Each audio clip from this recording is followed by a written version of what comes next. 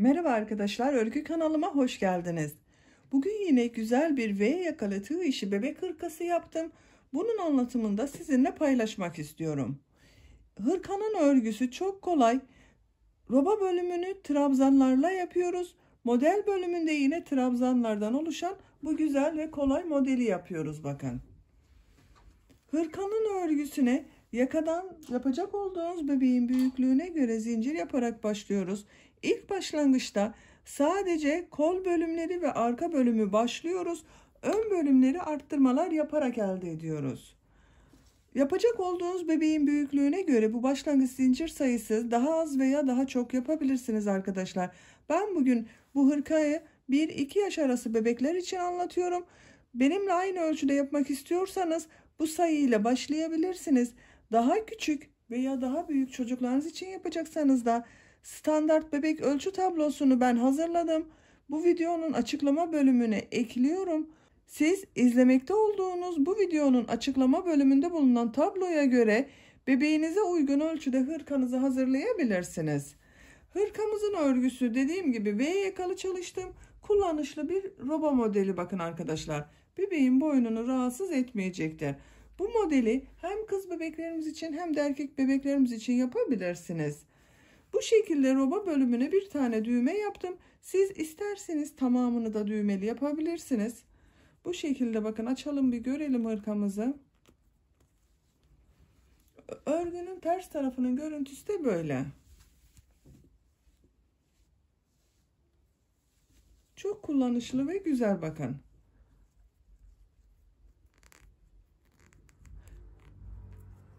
Roba bölümüne de bu şekilde ben bir sarı kurdale geçirdim. Siz bunu yapsanız da olur, yapmasanız da olur. Tamamen tercihinize göre değişecektir. Kendi yaptığınız ip kordonlarda takabilirsiniz arkadaşlar. Bu hırkanın örgüsünde sarı renk iplikten bir adet iplikten bir yumaktan bitti. Bakın bu kaldı. Bir adet sarı renk ipliğe ihtiyacımız var. Siz farklı renklerle de yapabilirsiniz. Gri ve beyaz olarak da bu iplikleri kullandım. Bunlardan çok az ihtiyacımız var arkadaşlar. 50'şer gram olması yeterli her ikisinin de. Nako Minnoş Lux Baby ipliği var. Bakın bununla yapabilirsiniz. Hırkanın örgüsünde tığ olarak da 3 milimlik tığ kullandım. Siz tercihinize göre, elinizin sıklığına göre, eliniz çok sıkıysa daha büyük numaralı tığlar kullanabilirsiniz. Elinizin sıklığı örgünün büyüklüğü açısından çok önemli arkadaşlar. Benimle aynı sayıda başlarsanız ve daha küçük numaralı bir tığ kullanırsanız sizin yaptığınız ölçü daha küçük olacaktır.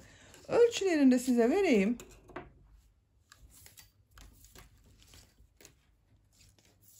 Hırkanın ilk önce gövde bölümünü ölçüyorum. Bakın gövde genişliği 28 santim. Yüksekliğini ölçüyorum. Omuzdan itibaren tam yüksekliğini ölçüyorum. 34 santim. Kol altından yüksekliğini ölçüyorum. 21 santim. Kol boyunu da ölçelim. Kol boyunu ölçtüğüm zaman 20 santimlikte kol yüksekliği var bakın arkadaşlar. Bu da 1-2 yaş bebek için güzel bir ölçü. Hazırsak hep birlikte bu güzel hırkamızın örgüsüne başlayalım. Kanalıma abone değilseniz abone olmayı unutmayın lütfen. Kanalıma abonelik ücretsizdir. Kanalıma abone olup orada bulunan zil şeklinde aktif konuma getirirseniz bundan sonra kanalıma yükleyeceğim videolardan ilk önce sizin haberiniz olacaktır. Hepinize kolay gelsin, iyi izlemeler. Örgümüze roba başlangıcı için yakadan zincir yaparak başlıyoruz. Zincir yapabilmek için ilk ilmeği ben bu şekilde yapıyorum. Size nasıl kolay geliyorsa ilk ilmeği öyle yapabilirsiniz. Ve zincirlerimi yapmaya başlıyorum. Roba başlangıcı için 51 zincir yaptım ben. Bu zincirleri çok sıkı yapmayalım arkadaşlar. Şimdiki sırada bu zincirler üzerine trabzanlar yapacağız. Bu zincir sayısı sizin gözünüze az görünebilir. Biz bugün V şeklinde bir roba çalışması yapacağız. V şeklindeki roba çalışmasında başlangıçta sadece kol ve arka bölümler var. Ön bölümleri arttırmalar yaparak elde ediyoruz. Tığın üzerine iplik alıyorum. 1, 2 ilmek atlıyorum. 3. ilmek içerisine bir trabzan yapıyorum. Bu trabzan ön bölümün trabzanı oluyor. Ön bölüm için bakın bu ilmek atladığımızda bir trabzan, 1, 2 trabzan oldu. Bir zincir yapıyorum. Takip eden ilk ilmek içerisine kol bölümü için ilk trabzanı yapıyorum. Kol bölümü için 12 trabzan yapıyorum. 1, 2, 3, 4, 5, 6, 7, 8, 9, 10, 11, 12. Kol bölümü için 12 trabzan yaptık bakın buraya. Kol ile arka bölümü ayıran ayrım yeri için arttırma yapacağımız yer için bir zincir yapıyorum. İlk ilmek içerisine arka bölüm için trabzan yapıyorum. Arka bölüme 22 trabzan yapıyorum. 1, 2, 3, 4, 5, 6, 7, 8, 9, 10, 11, 12,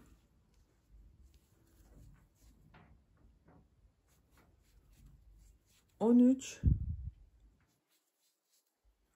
14, 15, 16, 17,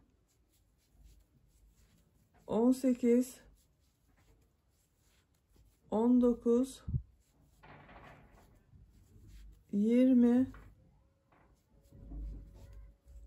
21, 22. Arka bölüm için 22 trabzanı yaptım. Arka bölümü ile diğer kol bölümünü ayıran ayrım yeri için buraya bir zincir yapıyorum. İlk ilmek içerisine trabzan yapıyorum. Bu kol bölümüne 12 trabzan yaptım. Buraya da 12 trabzan yapıyorum. 2, 3, 4, 5, 6, 7, 8, 9, 10, 11, 12. 12 trabzanda bakın diğer kol bölümü için yaptım. Bir zincir yapıyorum. Son ilmek içerisine 2 trabzan yapıyorum. Bakın aynı ilmeğe 2 trabzan yapıyorum. 1, 2. Bu 2 trabzan ön bölümün trabzanları. Burada da bakın 2 ilmek atladığımda bir trabzan, bir de trabzan yaptım. 2 trabzan var ön bölümde. Buraya da 2 trabzan yaptık. Böylece ilk sırada roba ayrımlarında belirlemiş olduk. Ön bölümler için 2 trabzan, kol bölümleri için 12 trabzan, arka bölüm için de 22 trabzan oldu. Bir zincir yapıyorum, örgüyü çeviriyorum. İkinci sıradayız. İkinci sırada bu arttırma yerlerinde bir trabzan, iki zincir, bir trabzan şeklinde arttırma yapacağız. Ön partlarında bakın bu ilk ilmekte ve son ilmekte arttırma trabzanı yapacağız. Bu ilk ilmek içerisine 2 trabzan yapıyorum. Bakın aynı ilmeğe 2 trabzan yapıyorum. 1 2. Burada bulunan tek ilmek üzerine bir trabzan yapıyorum. 1 2 3 ilmek, bakın trabzan oldu. Boşluğa bir trabzan, 2 zincir, bir trabzan yapıyorum. Bu bir trabzan ön bölüm için. Bakın 1 2 3 4 trabzan oldu ön bölümde. 2 zincir yapıyorum. Kol bölümü için aynı boşluğa bir trabzan yapıyorum. Buraya bir trabzan, 2 zincir, bir trabzan yaptım. Kolda bulunan ilmekler üzerine trabzan yaparak devam ediyorum.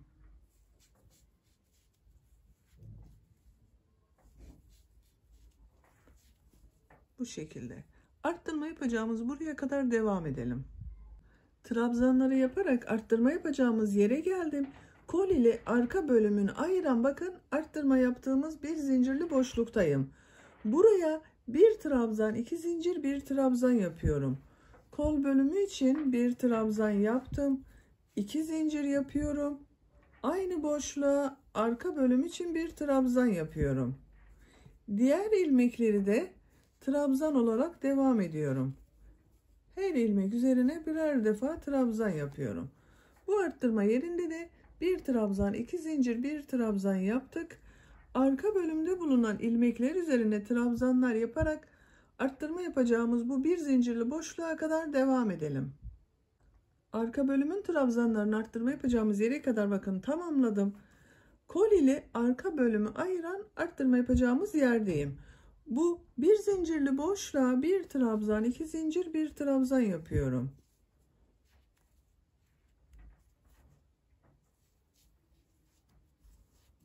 Bir trabzan, 2 zincir, bir trabzan yaptım. Kolda bulunan ilmekler üzerine trabzanlar yaparak devam ediyorum. Arttırma yapacağımız buraya kadar devam edelim. Trabzanları yaparak arttırma yapacağımız yere geldim bakın. Ön bölüm ile kol bölümünü ayıran burada bulunan bir zincirli boşluktayım. Buraya bir trabzan, 2 zincir, bir trabzan yapıyorum. Kol bölümü için bir trabzan yaptım. 2 zincir yapıyorum. Aynı boşluğa ön bölüm için bir trabzan yapıyorum. Bir trabzan, 2 zincir, bir trabzan yaptım. Bu trabzan üzerine bir trabzan yapıyorum. Son ilmek bakın. 2 ilmek atlayarak dönüş yaptığımız bir trabzan vardı. Buna 2 trabzan yapıyorum. Aynı ilmeğe 2 trabzan yapıyorum. Bu sırada da ön bölümde bakın burada da 4 trabzan oldu. Romanımızın şekli bakın böyle üçgen oluşuyor burada arkadaşlar. Ön bölüm üçgen şeklini alıyor. Üçüncü sıradayız. Bir zincir yapıyorum. Örgüyü çeviriyorum. Bu sırada yine arttırmalar yapacağız. Bu ön bölümlerden bakın bu ilk ve son ilmekte birer ilmek arttırması yapacağız. Bu 2 zincirli boşluklara 2 trabzan, 2 zincir, 2 trabzan şeklinde arttırmalar yaparak devam edeceğiz. İlk ilmek üzerine 2 trabzan yapıyorum. 1 2. Diğer ilmekleri birer defa trabzan yaparak devam ediyorum.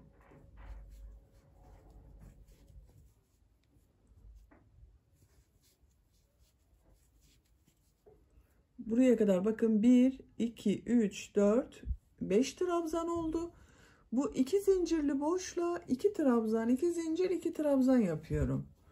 1 2 zincir yapıyorum. Aynı boşluğa 2 trabzan da kol bölümü için yapıyorum.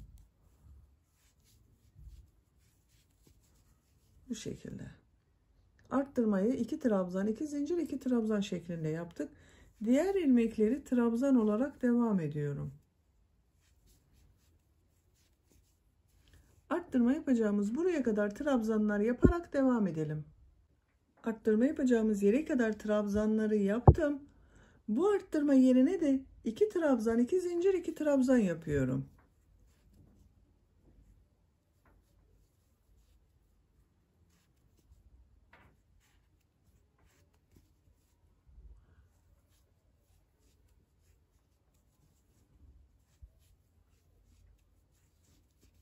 İki trabzan, 2 zincir, 2 trabzan yaptım.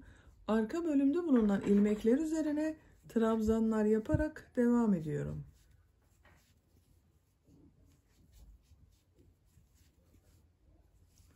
Arttırma yapacağımız buraya kadar devam edelim. Kol ile arka bölümü ayıran arttırma yapacağımız yerdeyim.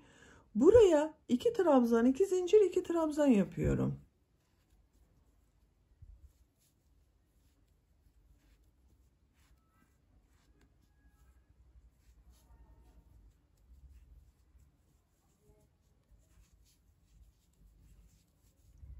İki trabzan, 2 zincir, 2 trabzan yaptım. Kolda bulunan ilmeklere trabzan yaparak devam ediyorum. Ön ile kol bölümünü ayıran bu arttırma yapacağımız yere kadar devam edelim. Kolda bulunan ilmekler üzerine trabzanları yaparak kol ile ön bölümü ayıran arttırma yapacağımız yere geldim. Bu 2 zincirli boşluğa 2 trabzan, 2 zincir, 2 trabzan yapıyorum.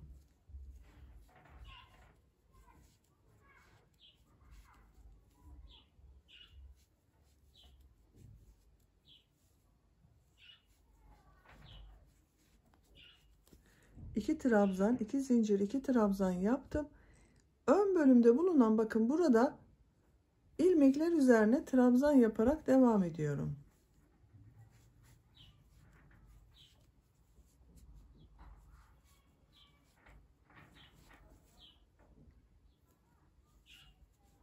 Son ilmeğe 2 trabzan yapıyorum. Arttırma yapıyorum bakın burada. Bu bakın sıra başında ve sıra sonunda bulunan bu ilmeklere ikişer defa trabzan yapacağız, arttırma yapacağız. Burada da trabzan sayısı 2, 4, 6, 7 oldu bakın. İlk sırada 2 trabzan var. Bu sırada bir burada, bir burada arttırma yaptım. 4 trabzan oldu. Bu sırada bir burada, 2 burada arttırma yaptım. 7 trabzan oldu. Robamızın şeklini görelim arkadaşlar. Bakın. Üçgen şekil giderek belirgin olmaya başladı. Şu şekilde katladığımız zaman bakın robanın örgüsü böyle. Ön bölümleri bakın bir burada bir de burada arttırmalar yaparak üçgen şekil elde ediyoruz. Dördüncü sıradayız. Dördüncü sıraya çıkmak için bir zincir yapıyorum. Örgüyü çeviriyorum. İlk ilmek içerisine 2 trabzan yapıyorum. 1 2 2 trabzanı buraya yaptım. Diğer ilmeklere birer defa trabzan yapıyorum. Bu sırada bu arttırma yerlerinde bir trabzan, 2 zincir, bir trabzan şeklinde arttırma yapacağız.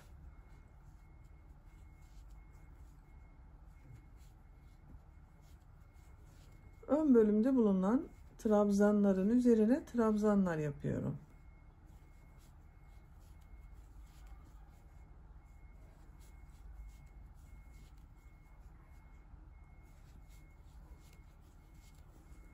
Bakın.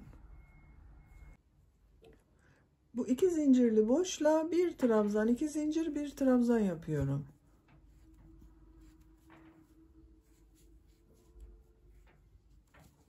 Bir trabzan, 2 zincir, bir trabzan yaptım. Kolda bulunan ilmekler üzerine trabzan olarak devam ediyorum.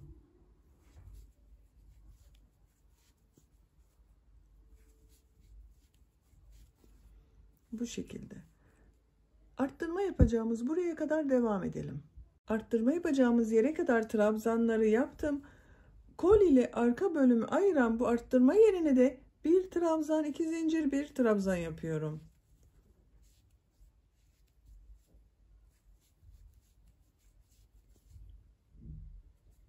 Diğer ilmekleri trabzan olarak devam ediyorum.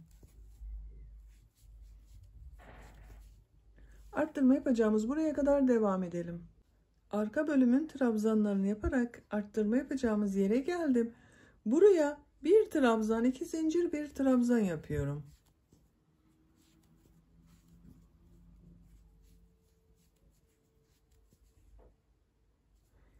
Diğer ilmekler üzerine trabzan yaparak devam ediyorum. Arttırma yapacağımız buraya kadar devam edelim. Kolda bulunan ilmekler üzerine de trabzanları yaptım. Kol ile ön bölümü ayıran arttırma yapacağımız yerdeyim. Buraya bir trabzan, 2 zincir, bir trabzan yapıyorum.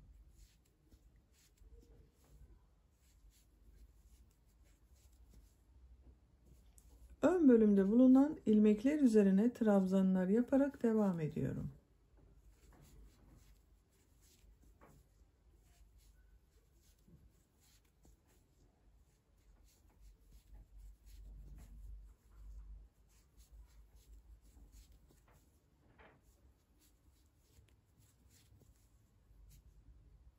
Bakın bu son ilmeğe 2 trabzan yapıyorum.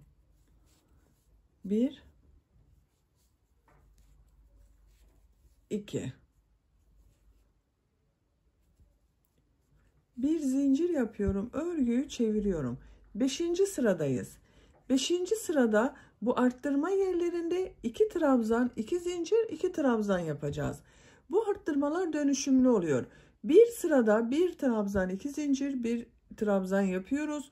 Bir sonraki sırada 2 trabzan, 2 zincir, 2 trabzan yapıyoruz. Bir daha sonraki sırada tekrar 1 trabzan, 2 zincir, 1 trabzan yapıyoruz. Bu ilk ilmek üzerine 2 trabzan yapıyorum.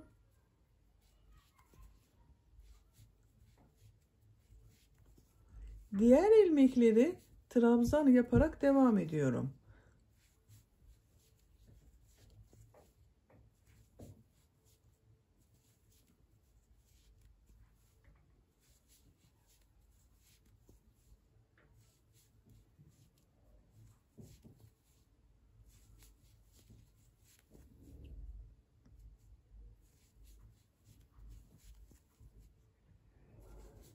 Arttırma yapacağımız bakın 2 zincirli boşluğa geldim. Buraya 2 trabzan, 2 zincir, 2 trabzan yapıyorum.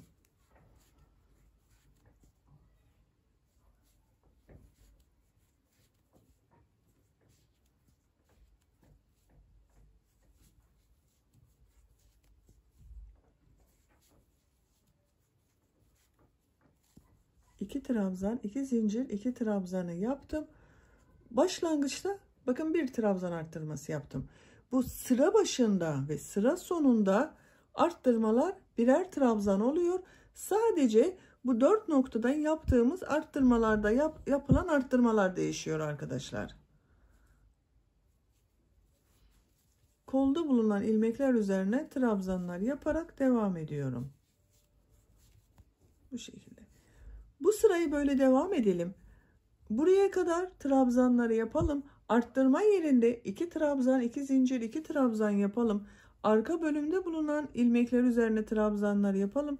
Burada ve burada yine 2 trabzan, 2 zincir, 2 trabzan yapalım.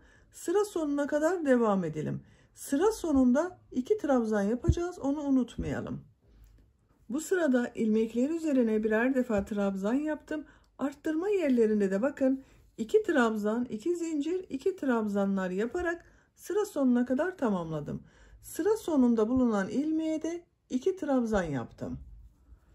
Robanın şeklini görelim tekrar arkadaşlar. Bakın. Bu şekilde robamız giderek büyüyor. Bu ön bölümler arttırma yaptıkça birleşecek. 6. sıradayız. 6. sırada tekrar arttırmalar yapacağız. Bu arttırma yerlerinde bir trabzan, 2 zincir, bir trabzan yapacağız.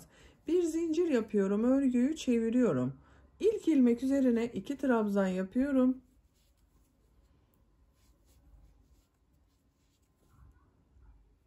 Diğer ilmekleri birer defa trabzan yapıyorum.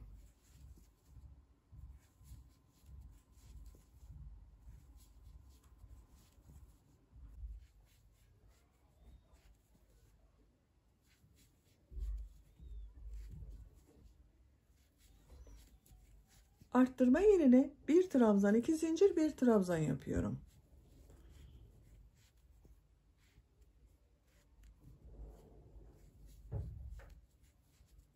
Bir trabzan, 2 zincir, bir trabzanı yaptım. Diğer ilmekleri trabzan olarak devam ediyorum.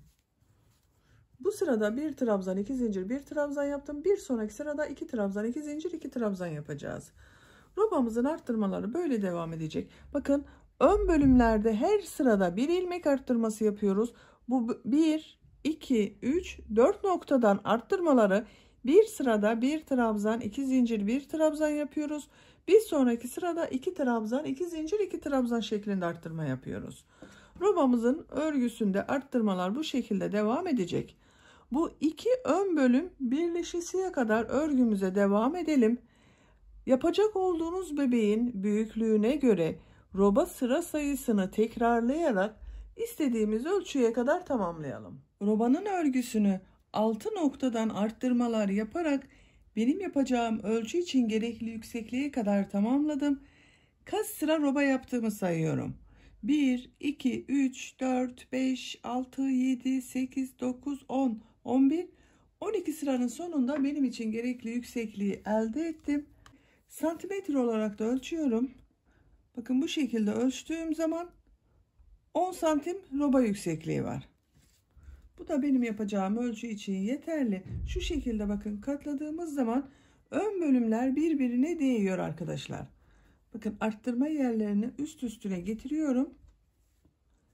Diğer tarafta da aynı şekilde üst üstüne getirdim. Ön bölümler bakın birbirine değiyor artık. Ön bölümden arttırmaları bu sıradan itibaren bırakıyorum. Ön bölümleri düz devam edeceğiz. 13. sıradayız. 13. sırada kol ve gövdeyi de ayıracağız. Artık örgümüze gövdenin örgüsüyle devam edeceğiz. Bir zincir yapıyorum. Örgüyü çeviriyorum. Trabzan sırası yapacağız burada yine. İlk ilmek üzerine trabzan yapıyorum. Ama arttırma yapmıyorum bakın. Arttırma yapmadan diğer ilmekler üzerine de trabzan yaparak devam ediyorum.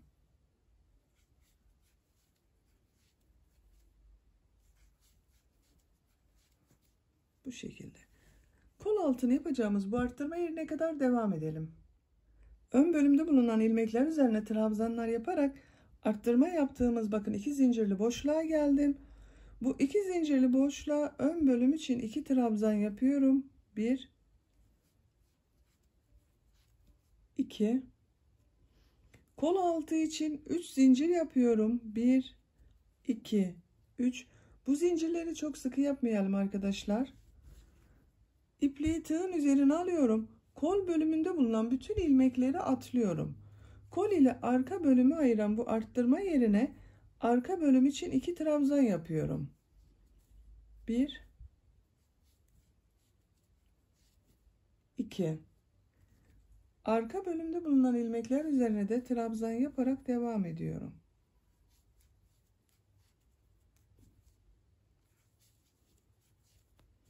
Bakın, kol altında böyle bir üst zincirli boşluk oluştu. Ön ile de arka bölümü birleştirmiş olduk. Diğer kol altını yapmak üzere buraya kadar devam edelim. Arka bölümde bulunan ilmekler üzerine trabzanları yaparak arttırma yapacağımız yere geldim. Bu arttırma zincirinin üzerine arka bölüm için 2 trabzan yapıyorum.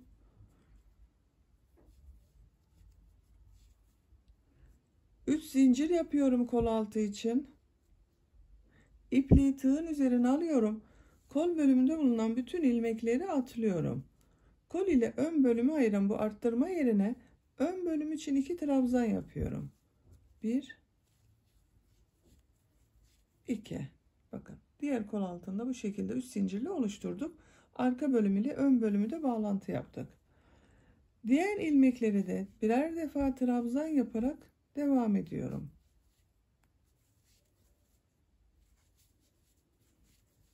Sıra sonuna kadar trabzanları yapalım. Ön bölümde bulunan ilmekler üzerine de trabzanları yaparak sıra sonuna kadar tamamladım.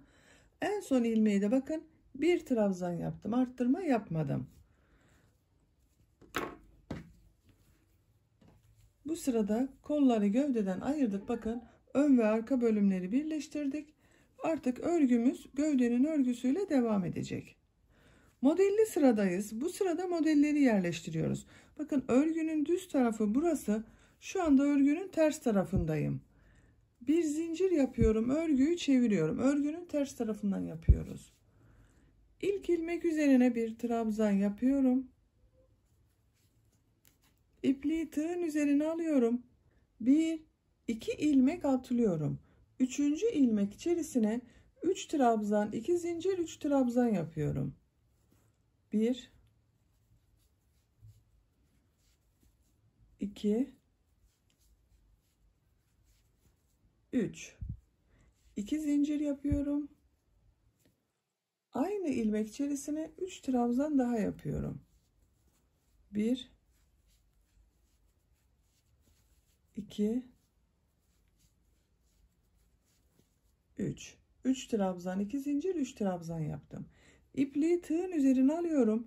1 2 ilmek atlıyorum. 3. ilmeğe bir trabzan yapıyorum. Tekrar ipliği tığın üzerine alıyorum. 2 ilmek atlıyorum. 3. ilmeğe 3 trabzan, 2 zincir, 3 trabzan yapıyorum.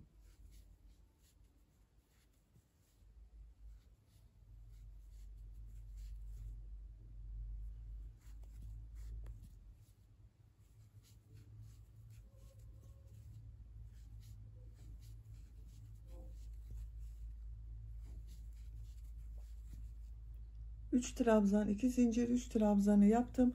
İpliği tığın üzerine alıyorum. 2 ilmek atlıyorum. 3. ilmeğe bir trabzan yapıyorum. İpliği tığın üzerine alıyorum. 2 ilmek atlıyorum. 3. ilmeğe 3 trabzan, 2 zincir, 3 trabzan yapıyorum.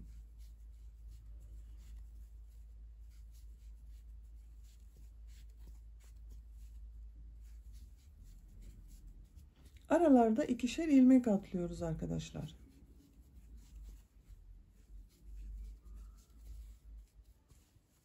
Tekrar bakın 2 ilmek atlıyorum. 3. ilmeğe bir trabzan yapıyorum. Görüntü olarak böyle bir model oluşuyor bakın. 1-2 ilmek atlıyorum. 3. ilmeğe 3 trabzan, 2 zincir, 3 trabzan yapıyorum.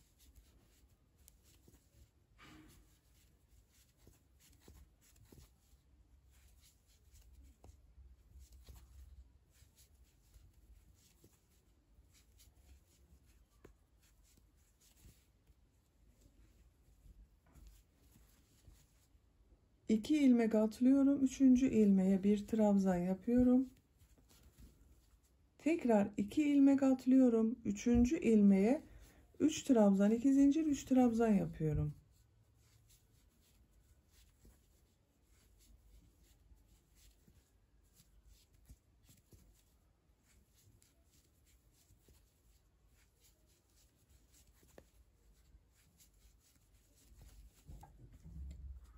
Bir, iki ilmek atlıyorum.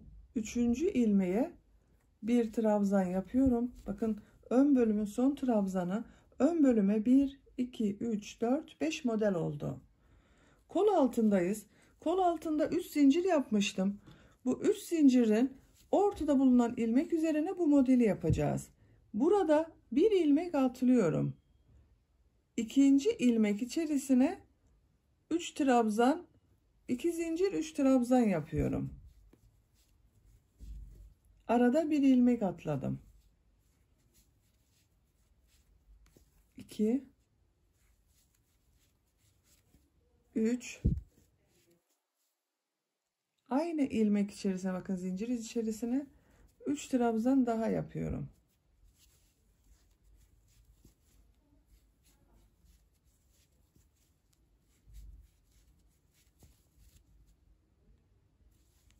İpliği tığın üzerine alıyorum. Burada bulunan bu bir zinciri atlıyorum. Arka bölümün Bu ilk ilmek üzerine bir trabzan yapıyorum. Kol altına da bir model yapmış olduk bakın arkadaşlar. İpliği tığın üzerine alıyorum. 2 ilmek atlıyorum. 3. ilmeğe 3 trabzan, 2 zincir, 3 trabzan yapıyorum.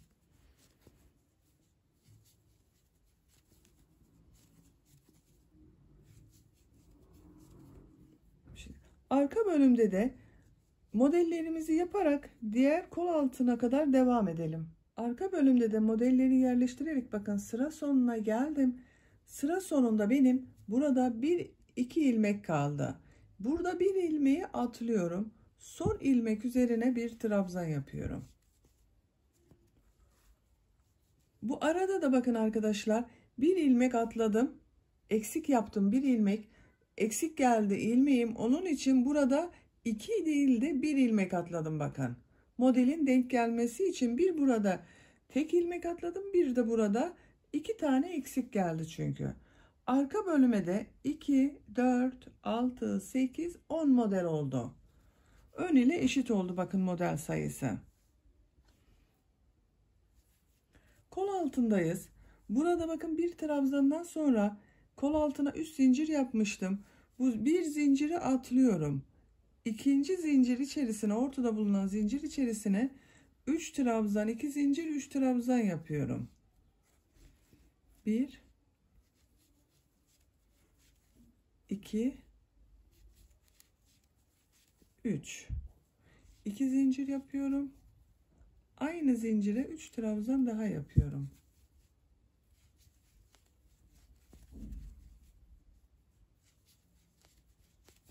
Diğer kol altında da bir model yapmıştım. Bakın kol altına buraya da aynısını yaptık. İpliği tığın üzerine alıyorum. Bu bir zinciri atlıyorum. Ön bölümde bulunan bu ilk trabzanın üzerine bir trabzan yapıyorum. 2 ilmek atlıyorum. 3. ilmeğe 3 trabzan, 2 zincir, 3 trabzan yapıyorum.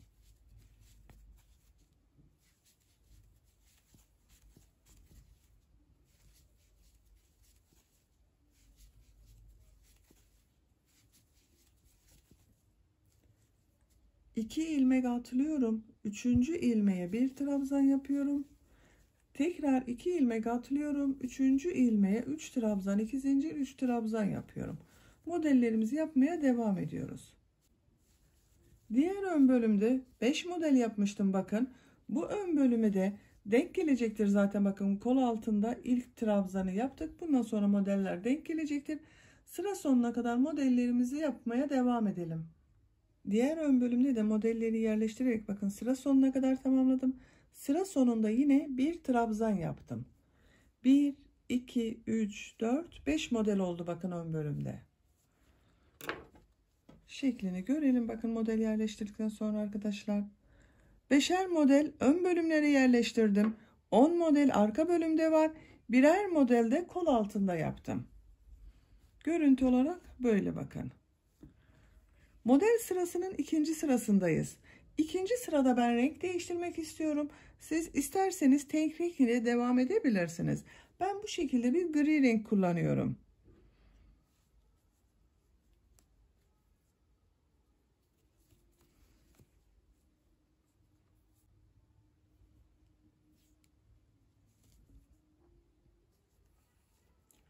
İlmeğimin rengini gri renk yapıyorum. Bakın burada çektirdim. Bir zincir yapıp sağlamlaştırıyorum. Örgüyü çeviriyorum. İlk ilmek üzerine bir trabzan yapıyorum. İpliği tığın üzerine alıyorum. Bu 2 zincirli boşluğa yine 3 trabzan, 2 zincir, 3 trabzan yapıyorum. 1 2 3 2 zincir yapıyorum. Aynı ilmeğe 3 trabzan daha yapıyorum.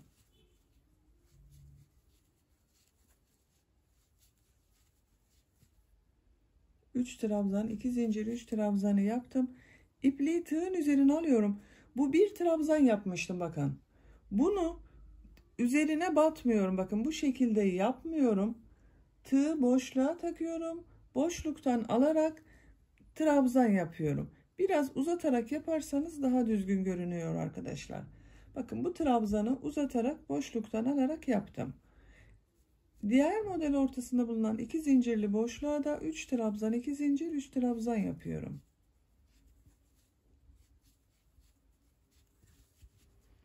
2 zincir yapıyorum. Aynı boşluğa 3 trabzan daha yapıyorum. İpliği tığın üzerine alıyorum. Burada bulunan bakın bu bir trabzanı boşluktan tığı takıyorum. İlmek alıyorum. Uzun bir trabzan yapıyorum. Sıkı yapmıyorum bu trabzana. Diğer 2 zincirli boşluğa da 3 trabzan, 2 zincir, 3 trabzan yapıyorum. Böyle bir modelimiz oluşuyor. Sıra sonuna kadar bu 2 zincirli boşluklara 3 trabzan, 2 zincir, 3 trabzan yapalım.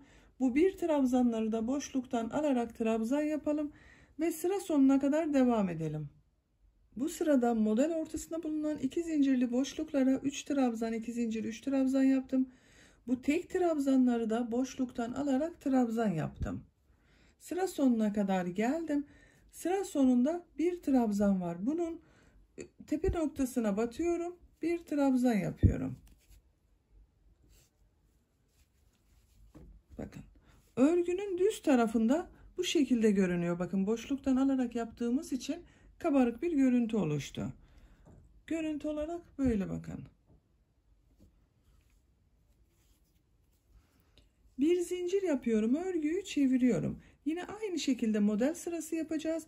Ama trabzanları bakın bu tek olan trabzanları bu sefer ters taraftan boşluktan alarak trabzan yapacağız.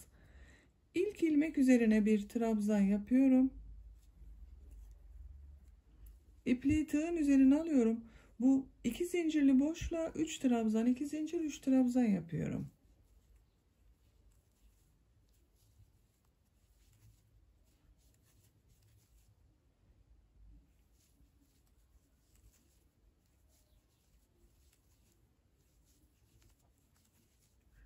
Üç trabzan, 2 zincir, 3 trabzanı yaptım. Bu tek olan trabzanı bakın buradan tersten geldi. Ters taraftan tığı boşluğa takıyorum. Şöyle daha net gösterelim. Bakın boşluğa takıyorum. İlmek alıyorum. Yine aynı şekilde biraz uzun bırakarak trabzan yapıyorum. Diğer model ortasında bulunan 2 zincirli boşluğa 3 trabzan, 2 zincir, 3 trabzan yapıyorum.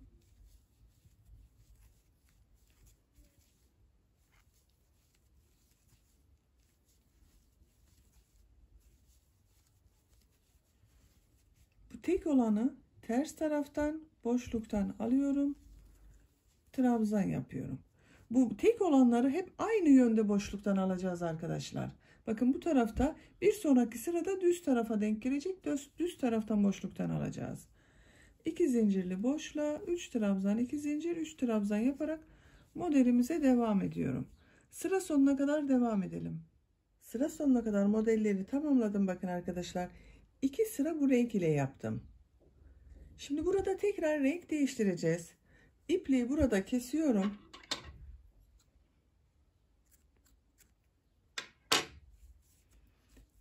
Beyaz renk ile başlıyorum burada. Bakın bu şekilde beyaz bir renk var. Bugün 3 renk ile çalışıyorum. Sarı, gri ve beyaz. Siz isterseniz rengarenk de yapabilirsiniz. Tek renk veya 2 renk olarak da yapabilirsiniz. Bakın bu ipliği kestiğim bu ilmekten beyaz renk ile bir ilmek oluşturuyorum. Şu gri ipi de üstte tutuyorum. Bir zincir yaptım, sağlamlaştırdım. İpliği tığın üzerine alıyorum. Bakın bu aynı ilmek içerisine bir trabzan yapıyorum. Modellerimize devam ediyoruz. İpliği tığın üzerine alıyorum. Model ortasında bulunan bu 2 zincirli boşluğa 3 trabzan, 2 zincir, 3 trabzan yapıyorum.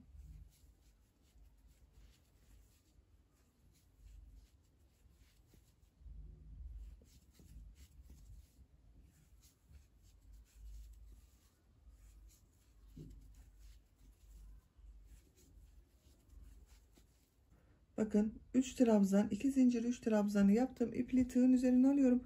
Bu tek olan trabzan bakın bu sırada düz geldi. Düz taraftan boşluktan alıyorum. Trabzan yapıyorum. Diğer model ortasına da 3 trabzan, 2 zincir, 3 trabzan yapıyorum.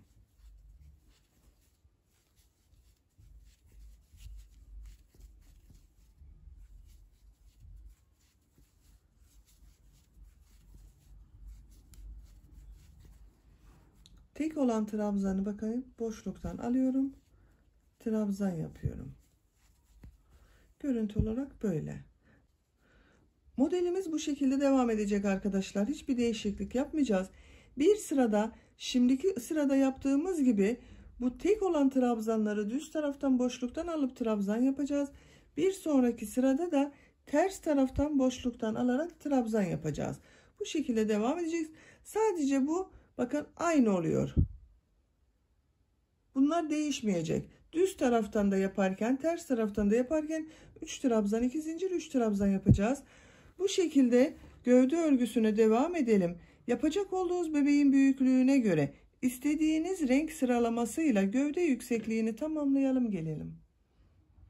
Gövde örgüsünü kol altından itibaren benim için gerekli yüksekliğe kadar tamamladım. Kaç sıra yaptığımı sayıyorum. Model sırasını sayıyorum arkadaşlar. Bakın sarı renk ile bir sıra yaptım. 1, 2, 3, 4, 5, 6, 7, 8, 9, 10, 11, 12, 13, 14, 15, 16, 17, 18, 19 sıra model sırası yaptım. Benim için gerekli yüksekliği elde ettim. Bir de santimetre olarak ölçelim. Siz daha uzun istiyorsanız bir model sırası daha yapabilirsiniz. Bakın aynı renkler ile ikişer sıra yaptım. Bu şekilde bir sıra daha yapabilirsiniz. Ölçtüğüm zaman 21 santim yükseklik var. En son sarı renk ile bitirdim. Bak benim yaptığım ölçüye göre sarı renk ile ben bitirdim. Buradan itibaren gri renk ile dilim modeli yapacağız. Bu iplikler kalıyordu. Bakın iplikleri kesiyorduk burada. Bunları da tığ yardımıyla örgünün ters tarafından içeriye çektim. Bunu da sizinle birlikte yapmak istiyorum. Nasıl olduğunu görün istedim. Bakın şuradan örgünün ters tarafından ilmekler aralarından çekiyorum.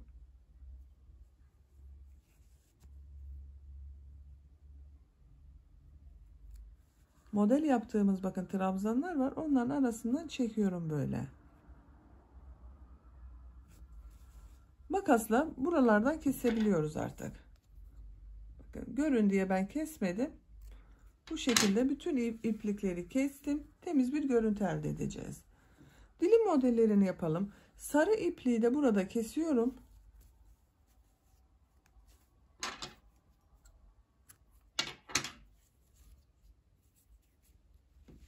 Bakın. Örgünün düz tarafından gri renk ile dilim modeli yapıyorum.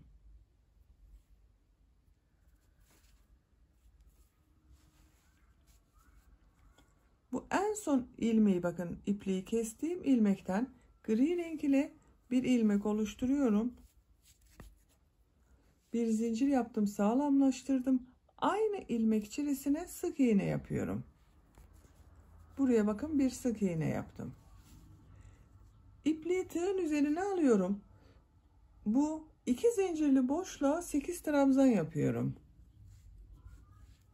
1 2 3 4 5 6 7 8 2 4 6 8 trabzanı yaptım. İpliği tığın üzerine almadan bakın bu bir trabzanı boşluktan alarak trabzan yapıyorduk.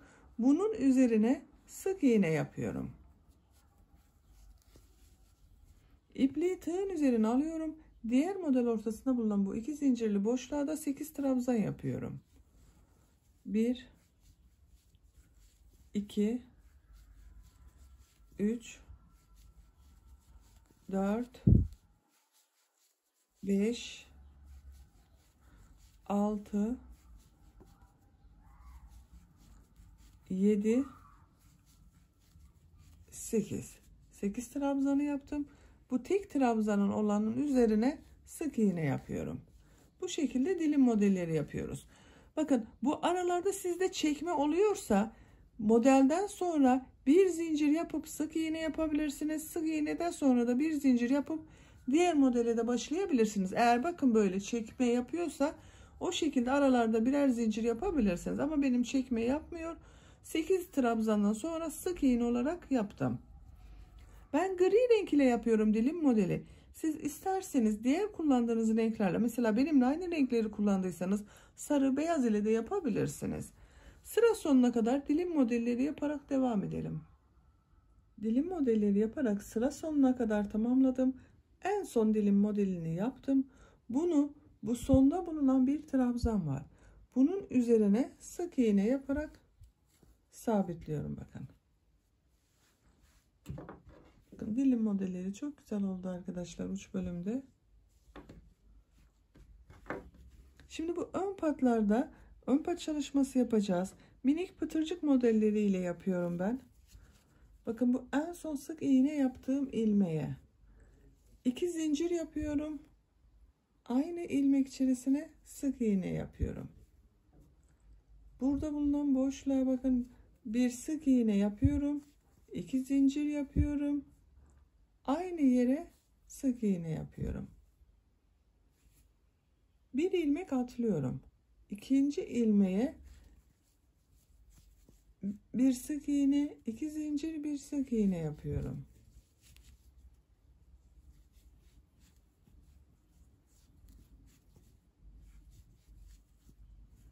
Bu şekilde pıtırcık modelleri yapıyoruz. Bu robanın bakın model başladığımız yere kadar devam edelim.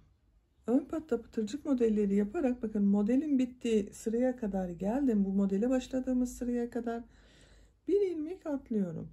Burada bulunan ilmeğe bir sık iğne yapıyorum. Burası ön bölümden arttırmaları bitirdiğim sıra bakın arkadaşlar.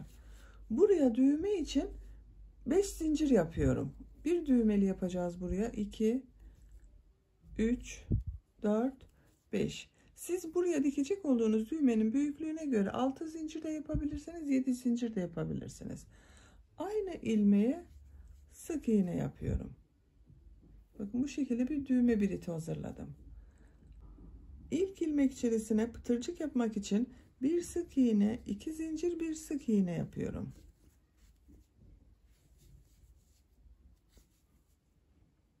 Burada bakın takip eden ilmek içerisine bir sık iğne, 2 zincir, bir sık iğne yapıyorum. Bir ilmek atlıyorum. Pıtırcık modellerine devam ediyoruz. Bakın buraya dönüşlü oldu. Düğme içine düğme biriti yaptık. Bu pıtırcık modellerine devam edelim. Boyunun çevresinde devam edelim. Diğer ön patlarda da pıtırcık modelleri yaparak bu dilim modeli başladığımız yere kadar tamamlayalım. Hırkanın bakın boyun çevresinde ve diğer ön patta da pıtırcık modelleri yaparak buraya kadar tamamladım. En son pıtırcık modelini yaptım.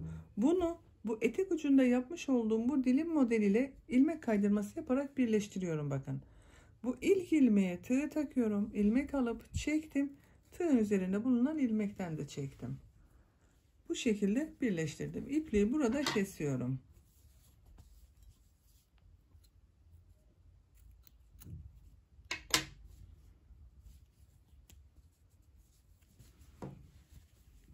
Bakın arkadaşlar çok güzel oldu.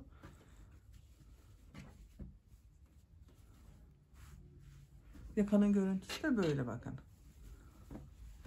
Gövde örgüsünü tamamladık. Şimdi kollarını yapalım. Bakın ben kolun birisini zamandan kazanmak için hazırladım. Diğer kolun örgüsünü de sizinle yapalım.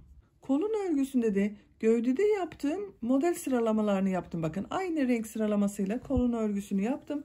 Kol ucuna da bu şekilde bileklik çalışması yaptım. Şimdi gelin birlikte sizle diğer kolu yapalım. Bakın kol tarafındayım. Burada bir sıra trabzan sırası yapacağız. Kolları gövdeden ayırırken bakın burada bir sıra trabzan sırası yapmıştım. Kollara devam etmedim. Ön ve arka bölümlerde trabzan yapmıştım. Şimdi trabzan sırasını kolda da devam edeceğiz. Bakın kol altında bulunan bu model yaptığım bir ilmek vardı. Buna ipliğin ucunu bir defa bağlayalım. Buradan bir ilmek çıkarıyorum. İpliği tığın üzerine alıyorum. Bu bakın roba bölümünde arttırma yaptığımız bu 2 zincirli boşluk var. Arka bölüm için buraya bakın 2 trabzan yapmışım. Buraya da kol bölümü için 2 trabzan yapıyorum. 1 2. Bu ipliğin ucunu da içeride tutuyorum. Kaybediyoruz bakın. Diğer ilmekleri trabzan yaparak devam ediyorum.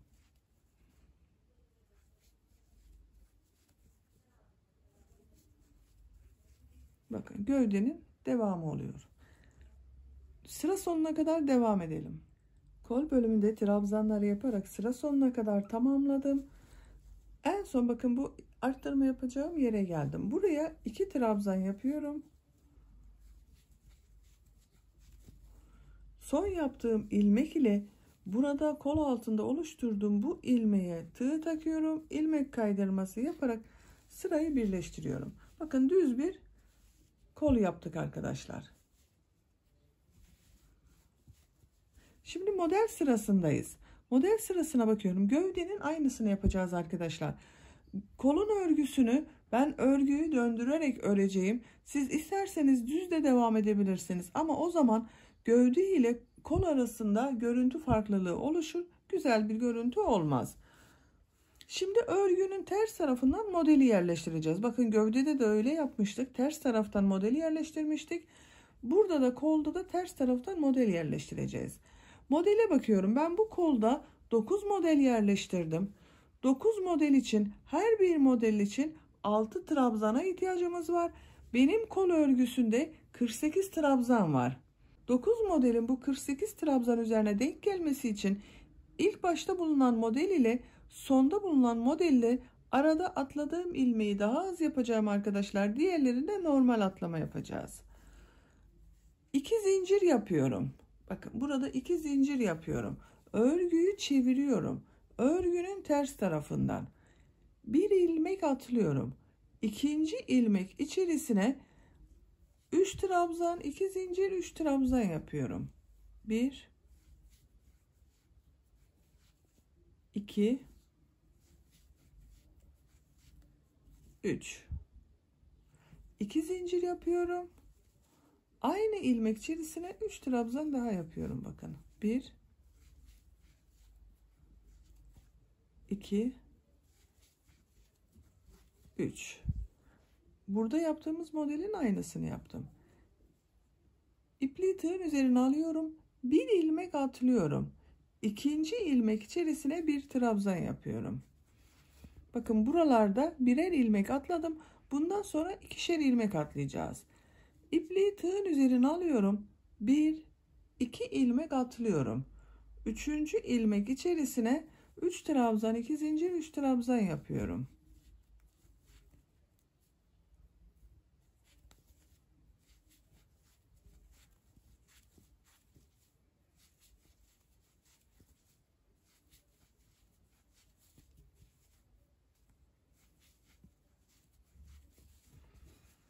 Üç trabzan, 2 zincir, 3 trabzanı yaptım.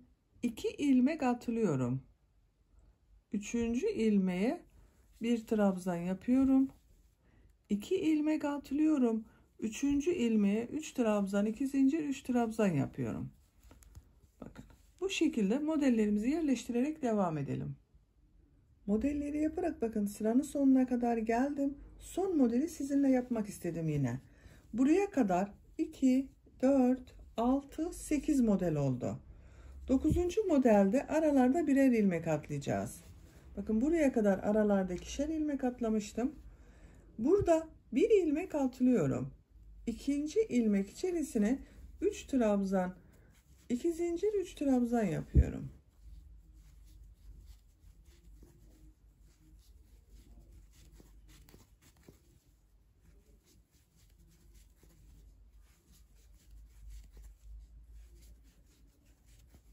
Üç trabzan, 2 zincir, 3 trabzan yaptım. Bu model ile sıra başında 2 zincir yaparak bakın bir trabzan yapmıştım. Bunu ilmek kaydırması yaparak birleştiriyorum. Bu son zincirin üzerine tığ takıyorum. İlmek alıp çektim. Tığın üzerinde bulunan ilmekten de çektim. Bakın bu iki model ortasında bulunan trabzan oldu. Sarı ipliği burada kesiyorum. Modellerimizi de yerleştirmiş olduk. Sayalım. Bakın 1, 2, 3, 4, 5, 6, 7, 8, 9 model olduk oldu arkadaşlar. Bu şekilde. Şimdi gri renk ile modelimize devam ediyorum. Bakın gövde ile aynı sıra sayısını yapacağız. Farklı görünmesin. Siz isterseniz sade renk de yapabilirsiniz. Yine de tercihinize göre değişecektir burası. Buradan ipliği kestiğim ilmekten tığ takıyorum. Gri renk ile bir ilmek oluşturuyorum. Bir zincir yaptım, sağlamlaştırdım. 2 zincir yapıyorum. Modellerimize aynı şekilde devam ediyoruz gövdede olduğu gibi. İpliği tığın üzerine alıyorum. Bakın örgünün düz tarafından yapıyorum bunu. Bu sırayı. Bu 2 zincirli boşluğa 3 trabzan, 2 zincir, 3 trabzan yapıyorum. 2 3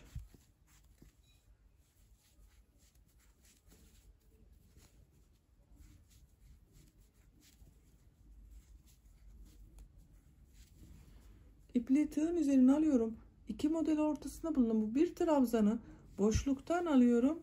Trabzan yapıyorum.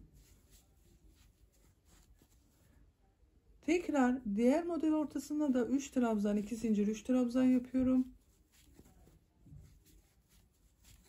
2 zincir yapıyorum. 3 trabzan daha yapıyorum bakın.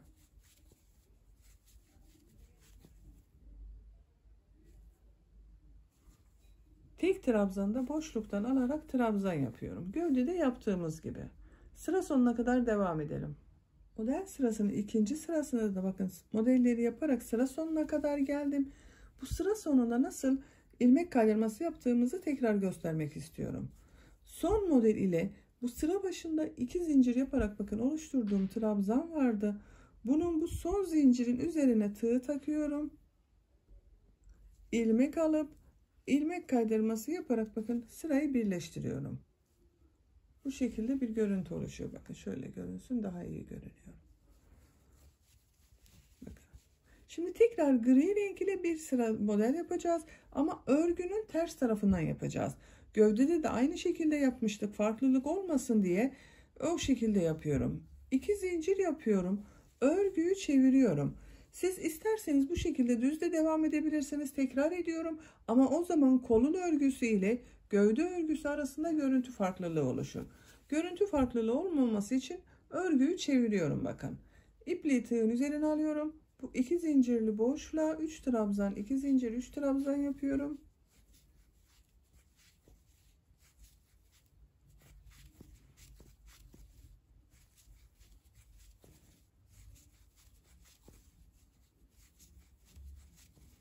Bu tek olan trabzanda ters taraftan boşluktan alarak trabzan yapıyorum. Diğer model ortasında bulunan 2 zincirli boşluğa da 3 trabzan, 2 zincir, 3 trabzan yapıyorum. Bu şekilde devam ediyoruz. Sıra sonuna kadar devam edelim. Bu 2 zincir ile ilmek kaydırması yaparak birleştirelim. Bir üst sıraya çıkalım. Örgüyü çevirelim. Bir sonraki sırada beyaz renk ile devam edeceğimiz bakın. Siz benimle aynı renk yapıyorsanız, 3 renkli yapıyorsanız diğer renk ile yapacağız. Bu gövde örgüsünü yaptığınız sıradan bir sıra eksik yapmanız daha iyi olacaktır kol örgüsünde. Bakın ben diğer kol örgüsünü o şekilde yaptım. Gövdenin örgüsünden bir sıra eksik yaptım sarıya. Bu şekilde kol örgüsünü gövde sırasını tekrarlayarak tamamlayalım. Kolun örgüsünde modelleri yaparak bakın benim için gerekli yüksekliğe kadar ördüm. Kaç sıra model yaptığımı sayıyorum. Sarı renk ile başlamıştım. 1, 2, 3, 4, 5, 6, 7, 8, 9, 10, 11, 12, 13, 14, 15, 16, 17, 18 sıra yaptım. Burada ben kol örgüsünü bitiriyorum arkadaşlar. Bakın diğer kol örgüsünde aynı yapmıştım. 18. de bitirdim. Sonra sık iğnelere başladım. Bu kolda da aynı şekilde sık iğneler yapacağız. Bu bileklik bölümünü yapmadan önce sarı renk ile de eksiltmeleri yapmak istiyorum kesme işlemlerine. Bu çok geniş bakın. Siz isterseniz bu kolun örgüsünü bu şekilde de bırakabilirsiniz. Kolun bu bileklik yapması tamamen tercihinize kalmıştır. Ben bileklik çalışıyorum. Eğer bu şekilde bırakacaksanız ucuna bu etek ucunda uyguladığımız gibi bir sıra dilim modeli yapabilirsiniz. Bakın en son ilmek kaydırması yaparak sırayı birleştirdim. Eksiltme işlemi yapacağız. Bu ilk ilmeği atlıyorum. İkinci ilmeğe sık iğne yapıyorum. Bir atlama bir sık iğne şeklinde eksiltme yapıyorum. Bu ilmeği atlıyorum. Ortada bulunan bu iki zincirli boşluğa sık iğne yapıyorum. Bir ilmek atlıyorum. İkinci ilmeğe sık iğne yapıyorum. Bir ilmek atlıyorum. İkinci ilmeğe sık iğne yapıyorum. Bir ilmek atlıyorum. İkinci ilmeğe sık iğne yapıyorum. Bir atlıyoruz bakın. İkinci ilmeğe sık iğne yapıyoruz. Bir atlıyorum. İkinci ilmeğe sık iğne yapıyorum. Bir atlıyorum. İkinci ilmeğe sık iğne yapıyorum. Bu şekilde eksiltmeler yapıyoruz. Sıra sonuna kadar devam edelim. Bir sık iğne bir atlama şeklinde yaparak bakın sıra sonuna kadar tamamladım. En son ilmeğe yine sık iğne yaptım. Bunu sıra başında yapmış olduğum bu sık iğneye tığ takıyorum. İlmek alıp çektim. Tığın üzerinde bulunan ilmekten de çektim. İlmek kaydırması yaparak burayı birleştirdim. Sarı renk ipliği burada kesiyorum.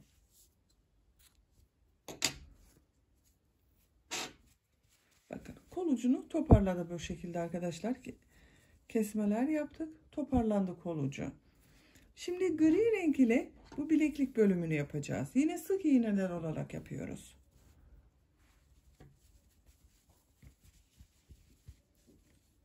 Bakın burada bulunan bu ilk ilmeğe tığ takıyorum. Gri renk ile ilmek oluşturuyorum. Siz hangi renk ile yapıyorsanız onunla yapabilirsiniz.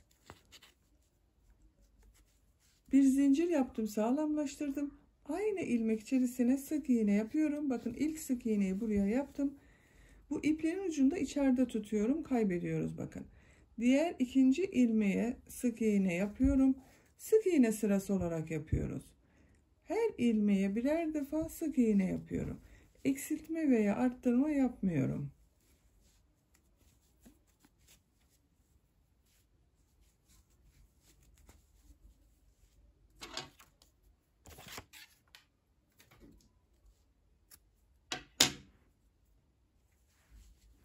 Bakın bu şekilde sık iğneler yaparak devam edelim.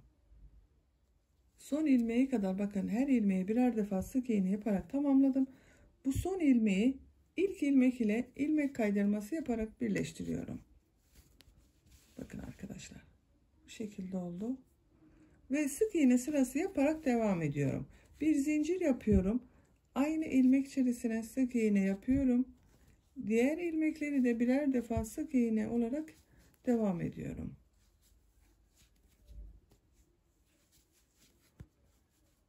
Bu sıraya sık iğneler yaparak sıra sonuna kadar devam edelim. Bir zincir yapıp bir üst sıraya çıkalım. Bu şekilde bileklik bölümünü kaç sıra istiyorsanız tercihinize göre 3 sıra yapabilirsiniz, 4 sıra yapabilirsiniz, 5 sıra yapabilirsiniz. Bileklik bölümünü tamamlayalım gelelim. 4 sıra sık iğne yaparak bileklik bölümünü tamamladım. Sayıyorum bakın 1, 2, 3, 4. Bu benim için yeterli arkadaşlar. En son ilmek ile ilk ilmeği ilmek kaydırması yaparak sırayı birleştiriyorum. İpliği burada kesiyorum.